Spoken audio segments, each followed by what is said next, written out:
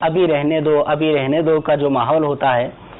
ایسے افراد ہمارے دفتروں میں، ہمارے آفیسز میں، ہمارے اسکولوں میں، ہمارے گھروں میں، ہمارے دکانوں میں رہ کر جو ہے وہ معاشرے کو خود بھی پریشان ہوتے ہیں اور معاشرے کو بھی پریشان کیا کرتے ہیں۔ تو اس طرح کی ٹال مٹول سے ہمیں جو ہے وہ بچنا چاہیے۔ ہمارے جو ہے امام ابن جوزی رحمۃ اللہ تعالی علیہ نے منہاج القاصدین کے اندر جو ہے بڑی پیاری بات لکھی ہے۔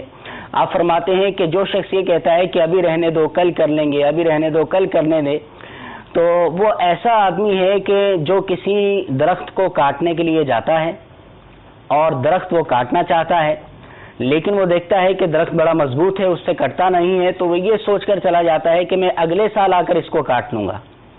اب آپ فرماتے ہیں کہ وہ یہ نہیں سوچتا کہ جب اگلے سال آؤں گا تو درخت جو ہے مزید پختہ ہو جائے گا، مزید مضبوط ہو جائے گا، اور میری عمر بڑھ جائے گی تو کمزوری میرے اندر مزید آ جائے گی، اور پھر اس کے لیے وہ کاٹنا نہایت دشوار اور مشقت والا عمل ہو جائے گا۔ اسی طرح جو یہ رہنے دو اور جو اپنا ٹال مٹول کا جو معاملہ ہوتا ہے، سستی کا جو معاملہ ہوتا ہے، یہ اسی طرح ہوتا ہے کہ آنے والے وقتوں کے اندر وہ ہمارا کام مزید مشکل سے مشکل ترین ہوتا چلا جائے گا، رش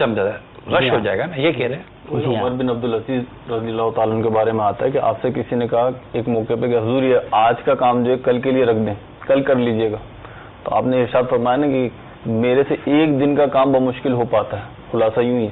ایک دن کا کام بمشکل ہو پاتا ہے، تو کل میں 2 دن کا کام جب جمع ہو جائے گا تو وہ کیوں کر سکوں گا۔ مجھے ابھی آپ کی باتوں کے دوران ایک باپا کا معمول یاد آیا، امیر علیہ سنت کا، مغرب کے بعد کھانا کھا لینا۔ یعنی اگر آپ مغرب کے بعد جو مغرب کے فرض، سنت، نوافل وغیرہ جو ادا نمازیں وغیرہ پڑھنے کے بعد اگر آپ نے مغرب اور عشاء کے درمیان کھانا نہیں کھایا، وہ مثال کے طور پر گویا کہ مثال کے طور پر اگر آپ کہہ دیں یار ابھی رہنے دو اپنے بعد میں کھا لیں گے، تو جو جدول جو ہمارے سامنے ہے تو ان کے بعد بعد میں کھائیں گے کب؟ بعد میں کھانے کا ٹائم نہیں ہے، یہی ایک کھانا کھانے کا ایک وقت ہے کہ اس وقت میں اگر یہ کام نہ کیا تو دوسرے وقت میں وہ کام کرنے کی گنجائش نہیں ہے کہ وہ وقت تو کسی اور کام کے لیے ہم نے مخصوص کر دیا ہے۔ تو اب یہ کہ یہ جو مزاج ہے اس کی تبدیلی بہت ضروری ہے، کیونکہ اس میں کھائے نہ کھائے کی ٹینشن ہے،